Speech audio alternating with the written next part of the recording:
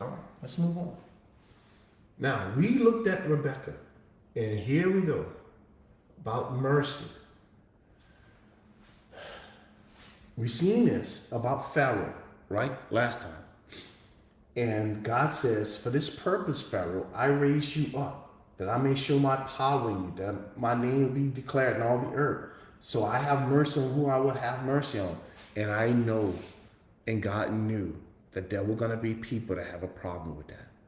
A big, big, big problem with that. Listen to what he says. You will say to me then, why in the world is God still claiming people are sinners if he is the one who allowed them to become sinners? Listen to God's response. For who can resist God's will? The answer to that is no one. But indeed, what? Oh man, where did we find that at? In Job. In Job. What did God tell Job when Job questioned him? Stand up and gird yourself like God? No, gird yourself like a man, like a created being. Where were you when I created the world? When I rolled the world out like a curtain? When I spoke to the sun, to the moon, to stars? When I call forth lightning and they come up to me and say, here am I. Where were you? Indeed, oh man. Who do you think you are that you would even consider questioning the sovereign Lord God, the one who holds your next breath? The audacity of a speck of dust determining that he's going to counsel the Most High God.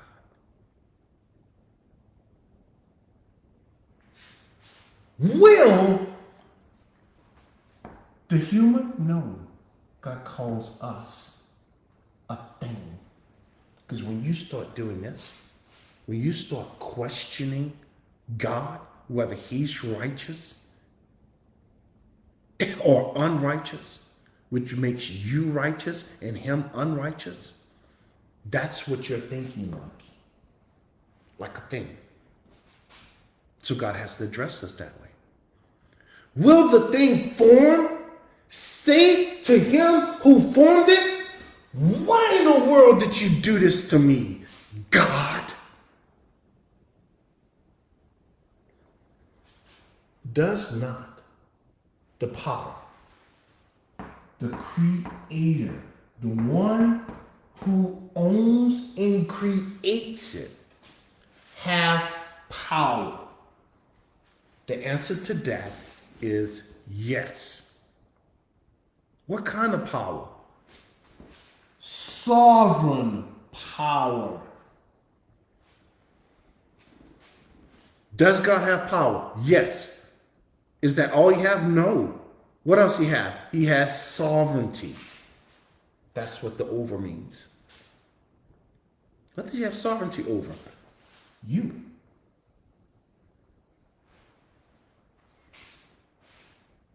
Why? Because he's the creator. You don't exist without him. From the same lump. The same lump? Yeah. From the same lump of sinners.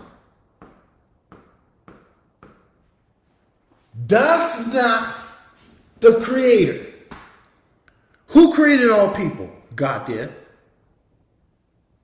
Who's responsible for all people? God is. Doesn't he, since he is sovereign over all people, can he not take out of all the same group of sinners? Now listen to God. To what? Make. Don't you dare miss this. To make. Who's doing this? The Creator. Who alone can make anything? Only the Creator. What does God do? He make one vessel, human. What does he make one human for? Honor.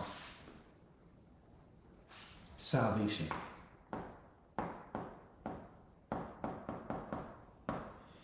And another for dishonor.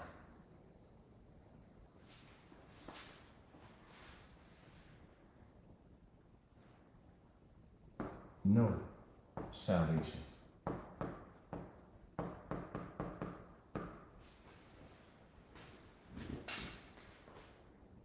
Read that again. You will say to me, why, if God raised Pharaoh up, and the only purpose for that man to ever be born is that he would be against God, and that God would show his own power and get a great name through that man. You would say, well, wait a minute. Pharaoh didn't have a chance to get saved. Oh, yes, he did. How? Creation told him there was a God.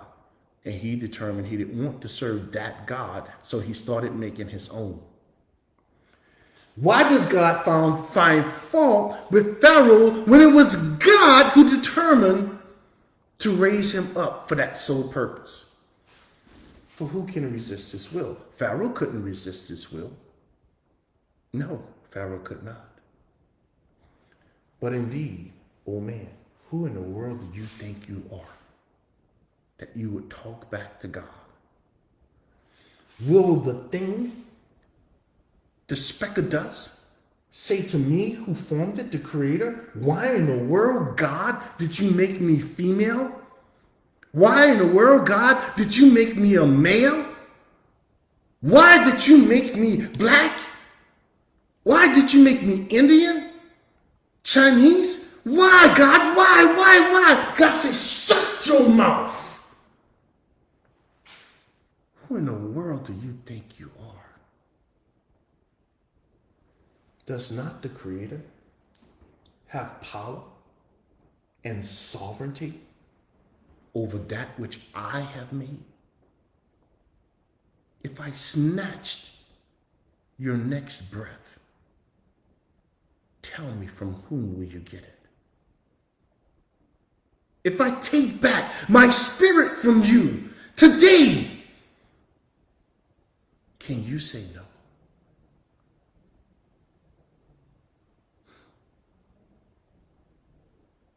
Be very careful, friend.